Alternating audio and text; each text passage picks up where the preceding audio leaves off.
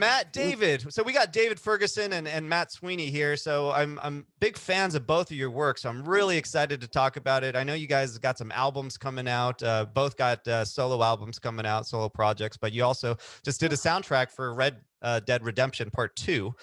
So we're going to talk a little bit about that. But before we do, would you guys mind just taking us back and letting us know, do you guys have any first memories of, getting into music? Were your parents into music, older brother, first time you picked up a guitar or made you want to pick up a guitar or an instrument? Fergie, you want to go first? Yeah, man. Well, my grandfather was a musician that moved to Nashville from Texas in the really early 50s. And he was a great player and piano tuner. He played guitar and played piano and sang. He was a great singer. And then my mother managed to get pregnant very early in her life. So my grandfather gave up his dreams of being a star when he came here to be in the music business. He gave up his dreams to raise his grandchildren. And I think I'm the only one in the family music career, except I have a nephew that is a music teacher. But yeah, music's always been my life. I knew from a young age that this was going to be what I was going to do, and hopefully I can keep doing it for a minute. Well, you've been doing it for a minute. That's me. So it sounds like your dad was into music. So it sounds like he might have bestowed. My granddad was. My father was into the bottle. Right.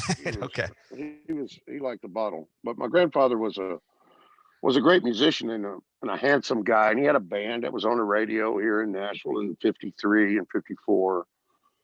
And so I was born here. He looks just like you too. Fergie's got a picture on his wall, and I always thought it was him, and it turned out it was his granddad. Oh yeah. All right. Apple doesn't fall far, huh? Not in this case. Not far enough. So Matt, tell us a little bit about some of your early memories getting into music and some of those motivations.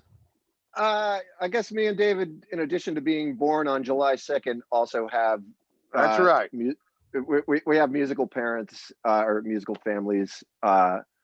My mom sang choir in church when she was growing up, and she was, I guess, the leader of her school choir. So by the time that I existed, I would listen to my mom like harmonize. She could harmonize to anything. She was really into the Everly Brothers and stuff. So early memories are, and she's got a good voice. And then my dad was a bagpiper, and he's a tuba player and a pretty intense musician who was interested in the further flung instruments like that, anything that was loud and anything that was old.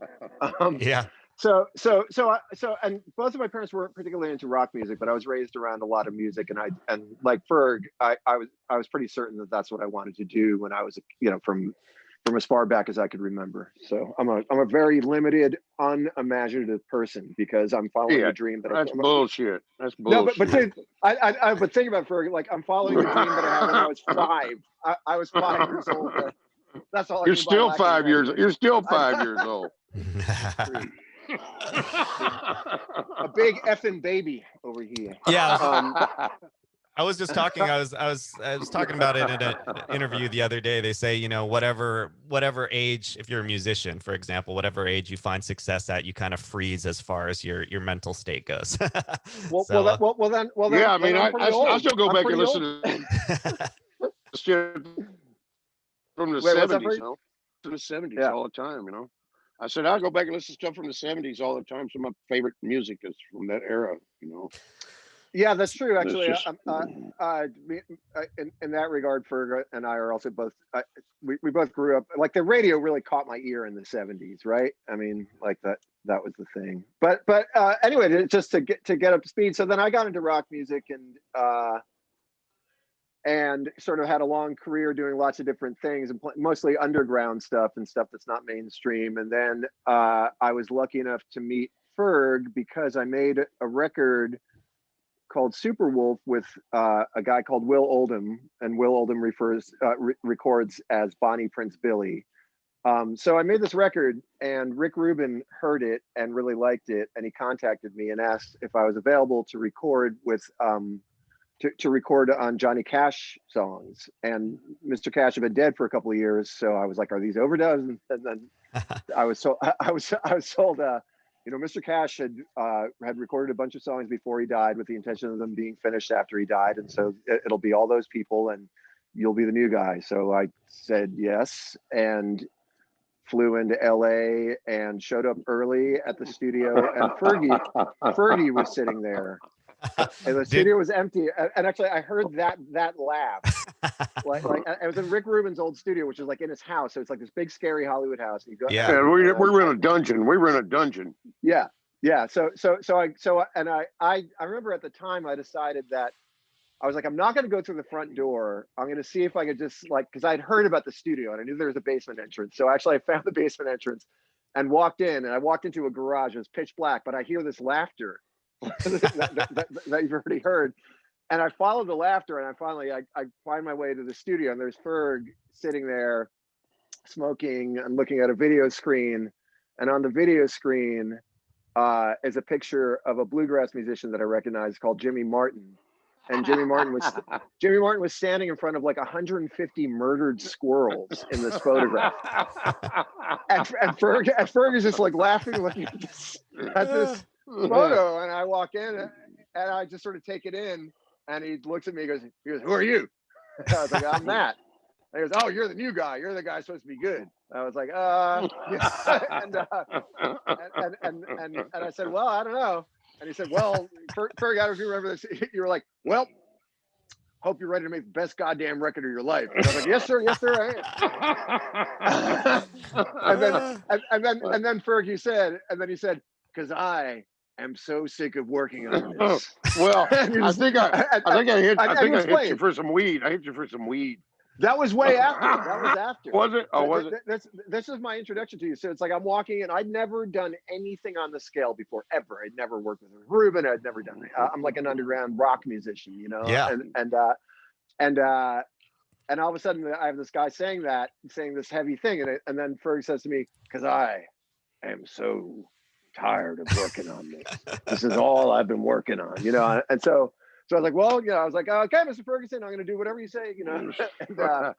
But we hit it off immediately. And the way that those recording sessions worked is that Ferg had recorded Johnny Cash at his home. I mean, Ferg, you could tell how you set it up, and then what my job was. Well, we'd made all these tracks. Johnny made his last trip to LA, I think in 2000. I believe in 2000, he made his last trip out there, and when he was in the hospital, the last time he was in the hospital, next to the last time he was in the hospital, I was in there talking to him, and he goes, he said, "I'm never going back to California," and it wasn't because he hated California. It was just the trip was so hard on him. You know, it was really hard on him. He was sick, and he goes, I said, "Well, do you want me to let Rick know that or what?" He goes, "Yeah, you can if you want to." And so Johnny never went back, but Rick had a thing with me. Rick said, "Look," he said, "anytime Johnny wants to record, you need to go record him at his house anytime he wants to record." So my deal with Johnny was I was on call 24/7 for the last 5 years of his life. And if he ever got a inkling to record or hankering to record, he would call me and I'd be there in a few minutes, you know? Yeah. And so, and I recorded him at his house, at his cabin, at his mother's house, at his farm in Bon Aqua. I recorded him anywhere he was at. We would just go set up equipment and record, you know? Huh. Yeah. And so the last probably 60 songs he recorded was done that way. And then Rick was saying, I don't care what it costs or whatever. I don't care. Just get it. Just get the recordings. And then Rick was very respectful with Johnny, very respectful. And so I went to LA to finish the last round, and it turned out that Rick wanted to go ahead and finish as many as he could while we were there. So there were like 40 songs or something. Yeah. And and he told me that he was going to bring in this guitar player, Matt Sweeney. And I said, okay. He says, and he said he played on that Super Wolf record. Well, I'd already met Will because he called Will to come out and help Johnny do I See a Darkness. And I met Will before I did Matt. And then Matt came out and we became friends right away. I mean, it was like, okay, finally there's somebody I can fucking hang out with and have a good time with, you know, that knows this town. And then you know, we weren't there long, and we figured out our birthday was on the same day. Yeah. and it was like totally ridiculous, you know. It was and Matt played stuff that on the records that nobody else would play, like a regular studio session guitar player wouldn't think that way, you know. Yeah. And Yeah. it changed it up for us a lot, and it really helped. Really helped. That's awesome. When you're recording Johnny Cash in these random locations, so are you trying to, was the goal was to just get the vocal track so that at some point you could bring it back? So he's just wearing some headphones and maybe listening to some, like maybe a simple version of the track he's trying to do, or is he playing an acoustic guitar along with it and you guys are just kind of like, we'll add some other elements into it afterwards? You know, that's a real good question. So for the last year or so, Johnny couldn't feel his fingers, so he didn't play the guitar very much at all, and he was so disappointed. It was such a bummer for him that he couldn't play the guitar. But before that, Johnny would play the guitar, and I would book whatever musicians he wanted. You know, he would look to me to help him, you know, to get some guys in there that were patient. But it was so hard for him to read at that point. He was nearly blind. And so what he wound up doing was recording songs that he kind of knew already, you know. And anybody that's been in the recording business a long time knows it's worked with older people. It's hard for older people to learn new songs. It's tough. It's tough. You know, it's tough. And but he was I would get a couple of guys, 2 or 3 guys, and he would go in and cut it, you know. Or we'd even have a few guys in there. And then when we got to LA, Rick would say, you know, let's strip all that shit off of there and put him to a click and then overdub these guys, which overdubbing the guys meant Mike Campbell and Matt Sweeney and Smokey Hormel. But Matt was there more. Benmont, yeah, but Benmont and Matt were there more than anybody else, I think. Matt played on more of them than I think anybody did. And then you know, mix it and then play with his vocal until it turned into something, you know. But yeah, Rick was Rick was a Matt Sweeney fan. And I had no idea who the hell he was, but it turned out to be one of my musical heroes and musical buddies, you know, through the years. You know, it's like, hell, every few months we wind up doing something together. And, it's great, you know. Thanks, Ferg. And from my point of view, as you can imagine, you know, I'm this New York guy, and I come in, and there's, you know, within 5 seconds, I realized this guy Ferg is Johnny Cash's guy. You know, I mean, I was nervous about working with Rick Rubin and stuff, but it was just very, very clear. And so when Ferg said, you know, I'm so sick of working on this, he kind of explained to me, you know, in shorthand, what he just explained. He just said, this has been he said it's been a really painful process, and the music's really good, and we got to make this great. You know, and so, well, you know, after you listen to something 100 or 150 times or 200 or 300 times, you don't know if it's any good anymore. You can't tell. You get that fatigue. And when you bring in fresh blood, and the fresh blood says, oh man, I know just what to do, and overdub on it, and it's okay, well, here's something fresh. It's new ears. It changes everything, you know. It changes everything. So and the way that we did it, again, this is my first experience doing any kind of big league recording, but but just like Ferg said, it was Johnny Cash's voice stripped with just a beat. And then it's fucking Tom Petty's band, you know? Yeah, and Heartbreakers Tom Petty was on a bunch of it. Wow. Yeah. I mean, but you know, it's like it's all these guys who I've grown up listening to, you know, and Smokey Hormel, who's like one of the best guitar players alive, and so I was rightfully terrified, and I kind of grabbed Rick before we went in and sat down. He's like, "You're gonna sit over there," and you know, I was like, "Man, what am I like?" It was so, some like, heavy shit. Heavy shit. It was heavy shit. It was fucking insane. It was crazy. But I was so hungover for most of it. but like so Rick said this advice to me that I still kind of that really was sort of life changing.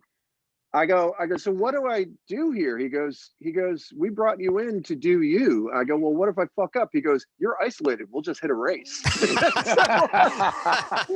Yeah, I mean, and I swear to God, in that moment, I swear to God, it was a way to kind of let me be free. I was like, cool. Well, if it sucks, it doesn't get used, and so I may as well try to be me. He brought my ass in here, so I'll tell you one of my favorites at Sweeney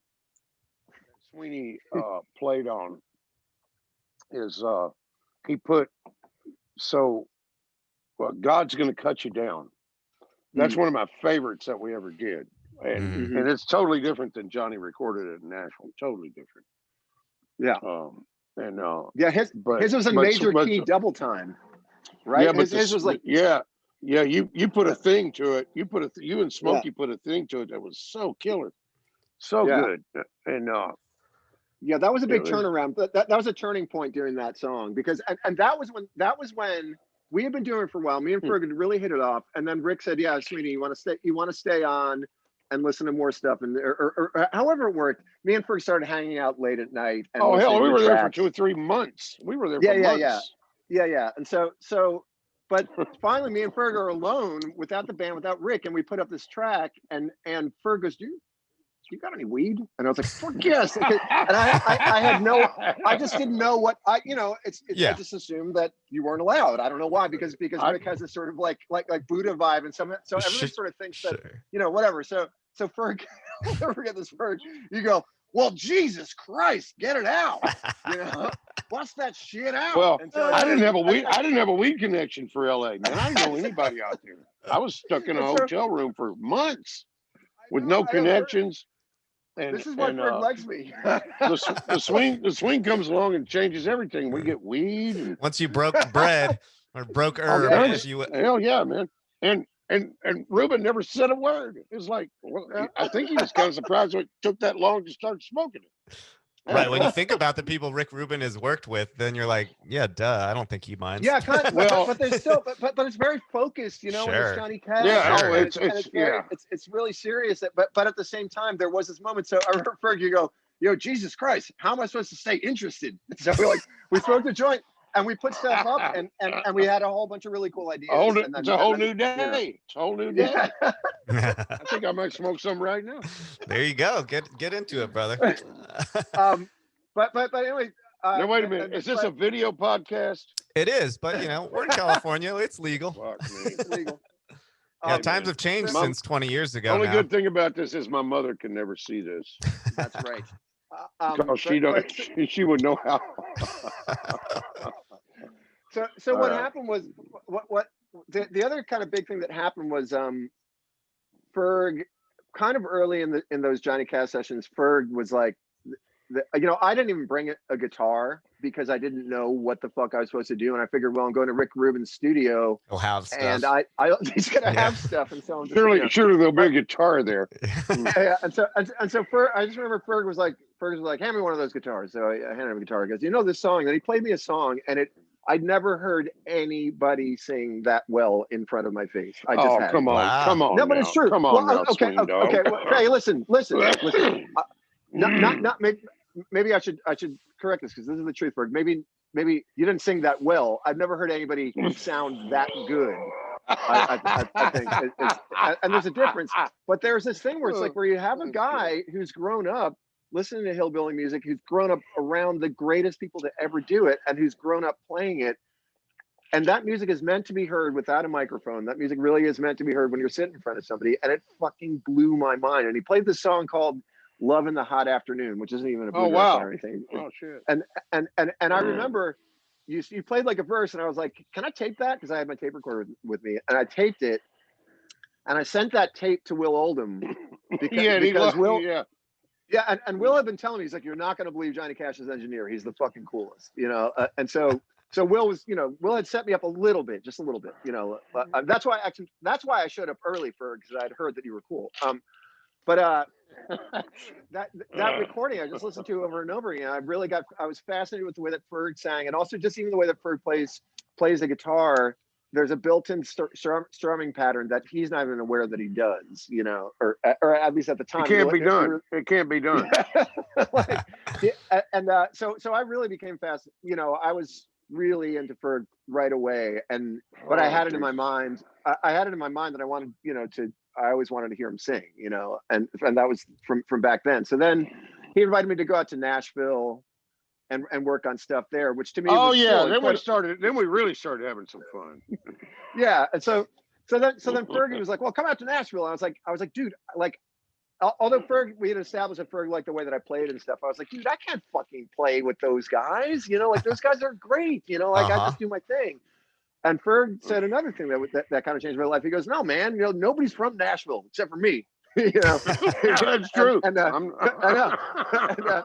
And he goes, "Man, it's all just a bunch of weirdos, man. We need new people. If they're gonna like you, trust me, they're gonna like you. You know, fresh blood, Sweeney. Some fresh blood, my boy." Yeah. But I was really nervous because I really, you know, I didn't grow up on country music, but I got turned on to it when I, you know, in high school. And I take it really. I'm like one of these New York guys who thinks that country music is amazing. You know, I'm like one of those guys. It's incredibly hard to play, and it's so good. Country music is badass. It's badass. It's badass. It's really hard to do. It's people really who can really play it. I ain't talking about modern country. I'm talking about real country. Right. The kind of shit that Ferg does. Yeah, and that's the thing. It's like I swear there's a difference. And I gotta say, Ferg's got a boys club that was basically kind of Johnny Cash's crew and Cowboy Jack Clement's crew, and that's somebody that I'm sure we're going to be talking about in this conversation. Yeah, is Jack Clement.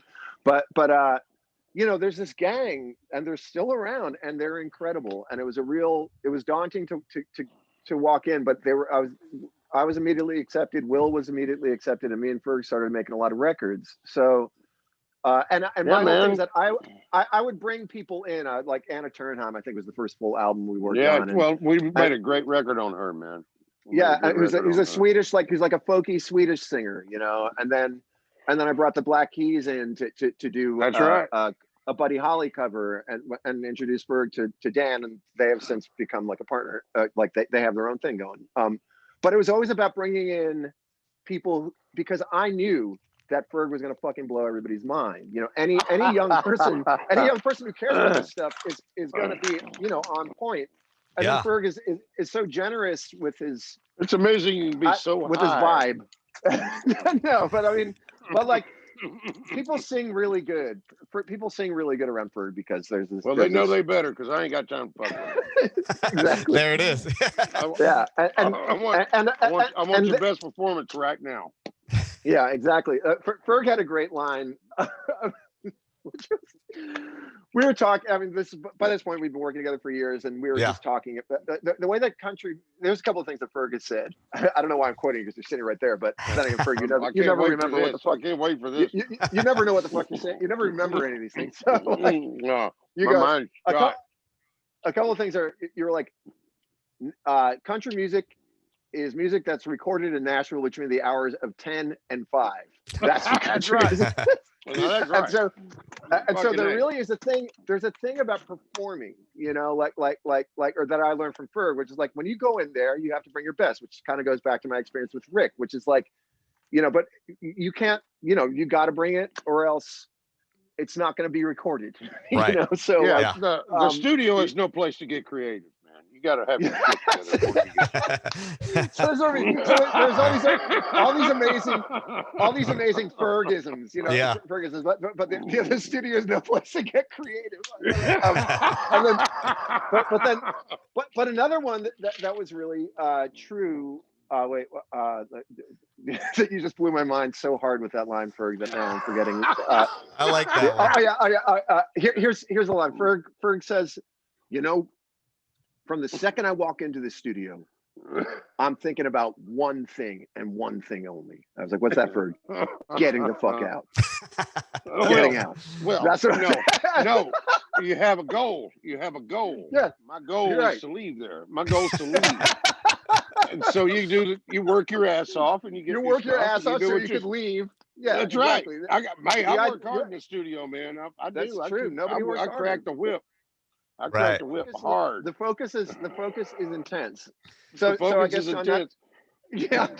so I mean, it is. It's fucking terrifying. Some people. I remember when I had Kurt Vile in there. Ferg wasn't in a great mood. Ferg wasn't in a great mood, and Vile would be like, I think you could ask Ferg to turn the bass. Yeah. I just want everybody to do their best when they get there, man. That's all. You know? Yeah, it probably produces great stuff. It sounds like it does. You know, a little bit of pressure. It certainly does. And well, yeah. If you can get the focus, if you can get everybody focused together for just a minute or for 3 minutes. All right, you got all this bullshit. You got us bullshitting going on. All these people joking around between these little couples of people talking and shit. And then, but if you can get everybody's mind on the same track for 3 or 4 minutes one time, you can cut something wonderful. Yeah. Yep. I mean, get everybody to feel free for just a minute, and it ain't no feeling like it. It's like bringing in a herd. It's like bringing in a herd. So I think that kind of leads right out of City Slickers, man. Yeah, and I guess like this. I mean, me and Ferg should just have our own fucking show. But yeah, you guys should. All right, let's just talk about Red Dead. Let's Come on. Okay, now. so Red Dead. All right, so now, how long is this podcast? Like a week? Shut up. It's as long as you guys want, you know. As long as you guys want, man. We go another 20 if you guys want. Oh yeah, all right, yeah. Good. It's good. It's good to have a goal. Yeah. You're thinking like you do in the studio. So let's get it done. I just want to know what's going on. All right, go ahead. Okay. All right. So then I think it was 2016 or 17. I can't quite. So after I did the Iggy tour, I was back in New York at Max Fish, and I think it was Tony from Rockstar Games. Okay, no, here's how it happened. So you met the photographer down here. Okay, I know, but I'll tell my version, and then but Tony comes up to me at Max Fish we had met him before that. Yeah, I had talked to him before that, but really kind of long story short, Tony comes up to me at a bar. I was hammered, and do you remember what bar it was? Max Fish. Max Fish. Okay. Oh, Max Fish. That's where everybody. That's where everybody drinks on the Lower East Side. Yes, and he's like, hey, I'm Tony from Rockstar Games. We had talked about something before. I was like, oh yeah, hey, and he's like, yeah, you know, just wanted to see if you're interested in doing some stuff for Red Dead Redemption. I was like, oh sure, you know. And I remember I was hammered, and I think the next day I was like, did that happen? You know, it really was. I was like, did somebody hit me up, you know, about that? I think so, you know. And then it turns out they weren't lying, so they met with me and they told me what the gig was, you know, and the description was, you know, we have a composer, and but there's a lot of music that there's still a lot of music to be done. Little shit, filler. Yeah. Filler. And the thing was is like, you know, all the important missions are being done, and we have a big composer. I was like, okay, I'm starting to feel smaller and smaller. but then then he goes. But then they go, but we have all these missions that aren't big, but they're super important to the game. They're like to us, in the music department, they're really, really important. I could tell he wasn't bullshitting. He was like, it's to establish mood, it's to establish character, and because of the way that these games work, there's a lot of places for people to hang out, you know, and so I was like, okay, I get it. And then it turns out that they knew my music, they knew what I sounded like, you know, and so they wanted that. And then when they told me about where the game was and what was happening in the game, which I, like they had, obviously they have their fucking shit together. So this is all part of the pitch. And they said, this game takes place more in a mountain. There's a lot of there's regional stuff. And so we're thinking more Appalachian sounding stuff. So I was like, I saw my paycheck get cut in half when they said that, because I saw that there's no fucking way that I could do this without Dave Ferguson. In fact, like it would be, but it's true. Dude, it sucked. It sucked. Well, they were talking, they were talking numbers. I'm just surprised on the turn that spiel just took. That's awesome. That's crazy. That was unexpected. No, but it's true. Like I was like, well, there's somebody that you have to work with, and you have to take it to Nashville, and I was like, I can set you up with literally exactly what you need. Yeah. But it ain't going to be in New York, and it's going to cost you. Right. Something. It's got to be in Nashville from the hours of 10 to 5. Well, kind of, but again, but Ferg also offers a very particular cut of Nashville, because obviously Nashville's there's a lot of different kind of music that goes on under the country banner, but what Ferg represents is the old guard, and Ferg records all the bluegrass guys and all the old time music guys. So it's like, this was exactly. It's old Nashville. It's old Nashville. Is what it is. Yeah. It's old Nashville. Ferg, we just lost your. I know it. It was a buffoon calling. But it was funny, because I was like, I am going from making a lot of money to making half that, but it's still really good pay, and I have to bring Ferg in, because it's fucking, it's like it was such a great opportunity, I thought, because finally. I already had in my mind, I was like, this is great. I know what this is. Ferg doesn't know what this is, but I know that Ferg is going to fucking nail it, because once he figures out what this is, which is essentially kind of doing it, the way that it ended up working is Tony and Yvonne would come down, we'd be in the studio. They told us what elements we needed. Like, we need it's going to lead with a guitar, but like we need, let's say dobro. Got to build up a gunfight and a kill. Right. Yeah, exactly. And by the way, me and Ferg talked before this, and we were and we made a point of saying, let's make sure that we talk about how great Tony and Yvonne are as I don't know what you call it, musical directors, I suppose, because they have a really they're the musical gig. directors. They're the musical directors. But it's such a specific gig, and the kind of music that me and Ferg had to make had to be in a certain kind of lane, and that lane was that it had to sound, proper, meaning that we had to have these players, but then at the same time, like we knew what we was doing. It had to have like two parts. It had to be kind of tense, but not too tense. You know what I mean? Like it all had to be in a certain way where it was sort of driving ambient music. Me and Ferg always we had funny descriptions, which I've never forgotten about like we would always come up with different terms. Some of them were good. I don't remember any of them, but there's a real set of parameters that allowed, but in that parameter, all the pieces of music are basically like around 3 minutes long, and we didn't have to deal with any of the technical aspects. We were just handing in tracks, and we understood. And they broke down. They were like, look, this thing is going to keep on looping, but it's going to loop in different ways, and different elements are going to come in and out. And Ferg is like, what? Ferg is like, what are you talking about? Right. You what now? But we really quickly hit it like right away, and it was a fun process, because Tony would come in and be like, okay, we have to do, say, 4 pieces today. All right, here's, and then we'd watch the mission. Tony would tell us about the characters, and then Tony would sit there and be like, okay, what do you got? I'd sit there, and be like, okay, holy shit, you got a guitar or something like that, and then Tony would either be like, not a minor key, or okay, so how about too happy.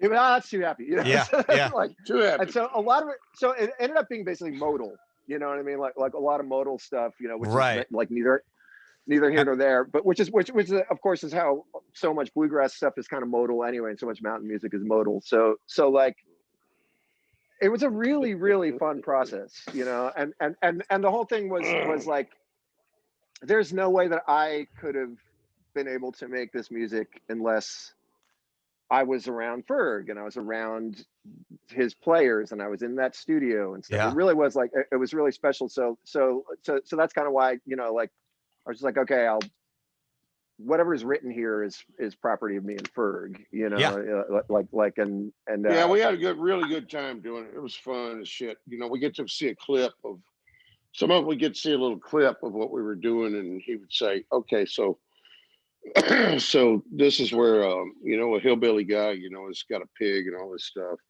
that kind of stuff." Then we come up with something for that, and then there was somewhere where it was like in a, you know, he'd be like at a bar playing a game, and we would do music for the, you know, for the dice rolling or the stud poker or whatever they're playing, you know. And this is such a good for there was the shot of your hair. It was really fun. It was really fun to see. What's that now?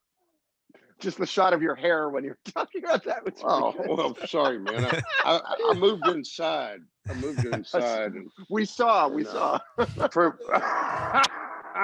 I mean, it sounds cool. I mean, as someone who loves old Western movies, like this video game is basically, it's got like a, you know, it's like a Western and, you know, outlaws and all that. And it's got like a huge following. So it's cool. You know, people are actually a huge audience is going to be listening to this music.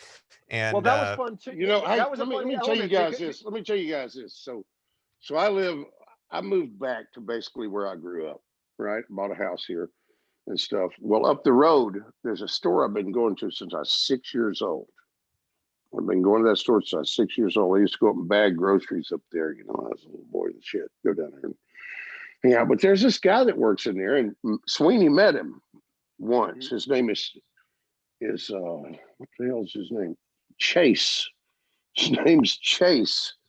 And man, he is so hooked on that game. He knew that fucking thing inside and out. He'd already been to country store. Stuff.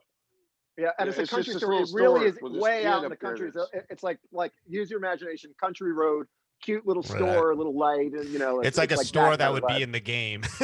Basically. Yeah, kind of like that. Yeah, I've been there a really long time, you know, but point is this kid in there that's kind of a brainy kid, you know. You can tell by talking to him. He's great, Chase, and he's real quiet, you know. He's like, and you start talking to him about the video game, he goes, "Oh yeah, I know exactly what you're talking about." You know, he'd already been there, and done all that. I took him some of the Red Dead swag that I got. Man, it's crazy to people that know about the game and dig the music in the game. We worked hard, man. We probably did. I would say we probably did over that 2 or 3 year period, a couple of years at least. I think we probably did, if not right on it or a little more, but no less than 100 pieces, I would think. Probably, right? You know what I mean? Yeah, we did so many little pieces that we might have done 1,000 little pieces. We would do stuff and they say, you know, listen, make sure they have plenty. You know, make sure what they need. And so we would overdo it, do it in several different grooves with all of us trying to play something we can't and all that kind of shit, you know. So, yeah, I mean, it was a huge part of the zeitgeist. The South Park did a whole episode on kind of like the phenomenon of Red Dead Redemption. I don't know if you guys have seen that, but it's pretty hilarious. No, so we're totally on the outside, and this is the other thing is like, you know, I live in New York, and I actually helped Rockstar Games when they first started in the 90s. I actually did publicity for them, so I know. I understand what the thing is, and I have a really keen sense of you have an understanding how massive and how fucking massive it is. Yeah. And also what was great is like telling Ferg, yeah, so there's this video game, what? You know, and then like and then most of the guys that we were recording with also were like, you know, they don't know what they didn't know, you know. And then video game generation of people. Yeah, but then every once in a while one guy would, you know, who would come in and then it was funny, like the different levels of like, obviously everybody was focused and stuff, but some people were like really stoked. Other people were like, I have no idea what the fuck I'm doing. You know what I Right, mean? Yeah, right. I sound like a fool. I sound like a fool. Why am I here? Yeah, and then one of the funnier, I mean, like a funny story is like for the saloon sequence. There's a sequence where everybody gets drunk, or rather, where you get drunk and it goes insane. So we had to do all of these variations, and we had to do like drunk versions of every instrument. You know, That's All fun. right. So now now these guys are the best players. Wait, hold on a second, Ferg. These guys are like the best players in the world, and we're asking them to play poorly. You Yeah. know? Yeah, drunken style. You know, you gotta play this where man, it was fucking fun. And it was incredible because the guys were not happy about it. Like at the end of the day, they were like, you know, I've actually spent my whole life trying to sound good. Yeah. So like, exactly. like there was at one point I think we got so high that at one point Ferg was like, you know, man, I got so high. I don't know about all that, but okay. No, it's true, Ferg. You were concerned. Ferg was actually concerned. He's like, you know, I don't want these guys coming off like they don't know how to play. You know, I don't want. Oh yeah, there was that. There was that. I was like, it's gonna be okay. It's gonna be fine. There was that. That was amazing. All right, so the way I see it, we got about 8 minutes left. Sure. Yeah. So well, Sean, what do you got? Now it's time to talk about us. Well, yeah, I'd love to hear about your guys' new projects, because David and Matt and David, I know Call me Fergie. Please call me Fergie. Fergie, I know you got stuff. You've worked with so many crazy musicians through the years, so we could talk for hours. So maybe we'll reserve that for another time. But tell us what you're working on. Tell us what you're working on now and what we can expect from you soon. All right, so let's see now. A few months ago, cut Sturgill. One of the last things I cut at my studio, which was called the Butcher Shoppe. I'm listening. And the Butcher Shoppe. We made a lot of good records at the Butcher Shoppe. We did. We got 3 or 4 Grammys out of there. Yeah. And so Sturgill, I've worked with a few times, and he's a friend. Yeah. I worked with him. I did a whole album with him. His Sailor's Guide to the Earth. I did that record with him.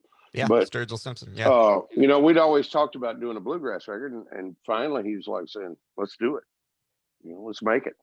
Yeah. And I booked a band, and we went in and did Cutting Grass, Volume 1, the Butcher Shoppe Sessions. It's a double album, but man, that thing it's good. I mean, it's just good music. I think everybody'd like it. Yeah. And we did Volume 2. And we did Volume 2, and everybody liked that one. But Fergie, what about your record? Ferg, what about your album? Thank you for the nice transition. I'll go to that now. Yes, I'll go to that now, director. So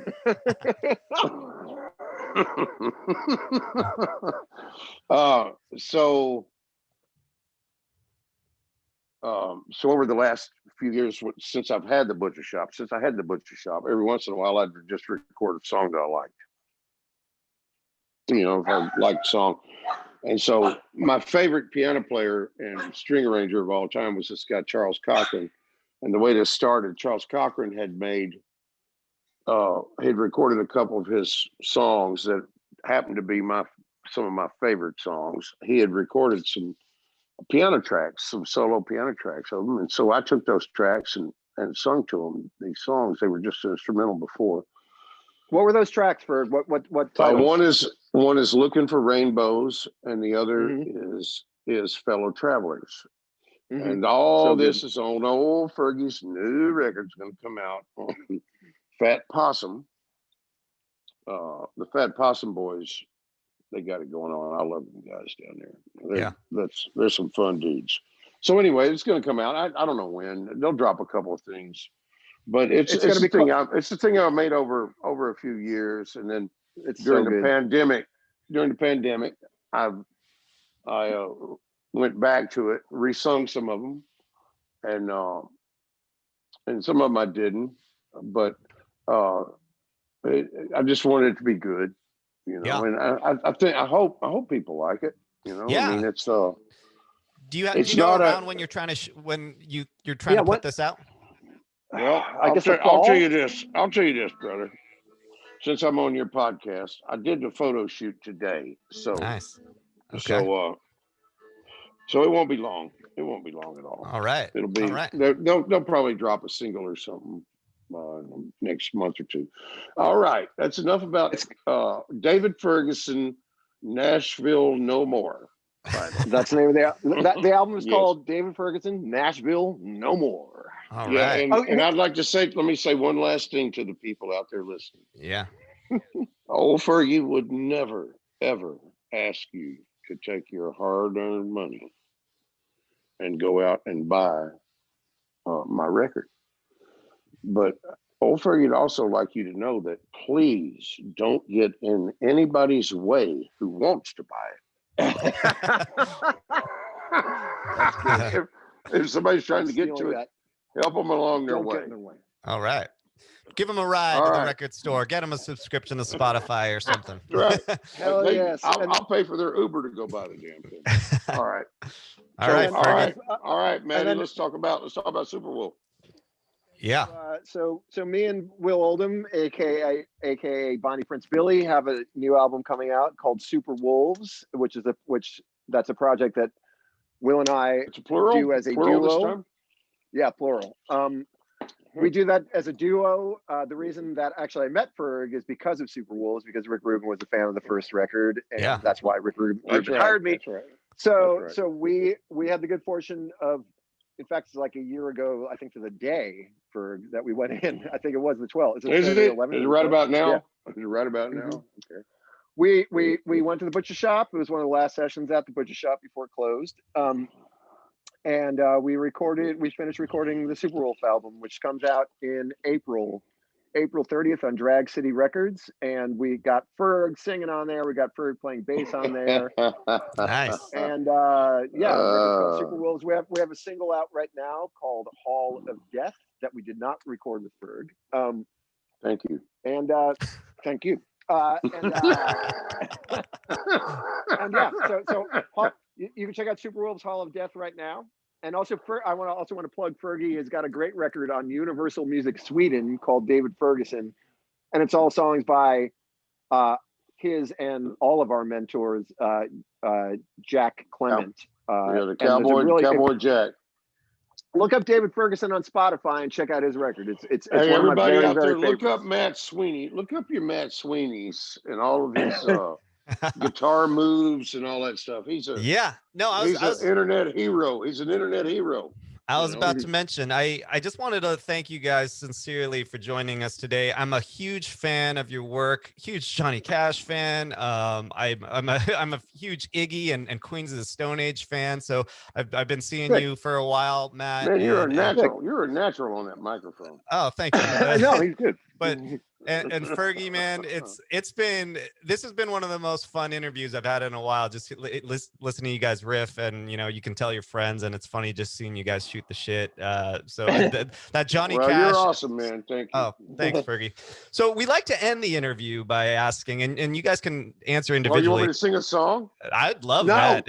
Oh God, fuck. No, I'm kidding. I'm good. Just kidding. I would like this interview with a joke. Yeah, I would love a joke too. Why don't we do a joke and then we'll do the last question? You got a joke? All right, I'll give you a quick joke. Don't make it a joke that'll get you canceled or something. No, relax. Okay. Yeah. It's one for everybody. All right. It's one for everybody. All right. So this guy's laying in the hospital. Mm-hmm. And he was in a horrible train wreck, and he's laying in a hospital, and finally he comes to, and he sees this nurse, cleaning up around the sink, and then he sees her go over and move some stuff around with the tongue suppressors and stuff. And he says, "Are my testicles black?" And she kind of ignores him and keeps moving Band-Aids and shit around over there, and he goes, "Are my testicles black?" And she empties out the trash, and he goes, "Are my testicles black?" Well, finally she gets a pan of water. She goes over and gets this nice lukewarm water. Wonderful. Perfect body temperature. She gets this, she eases up his sheet and starts to wash his balls, and he pulls his mask back and he goes, Are my test results back? Oh, that's a good one. Very timely. Okay.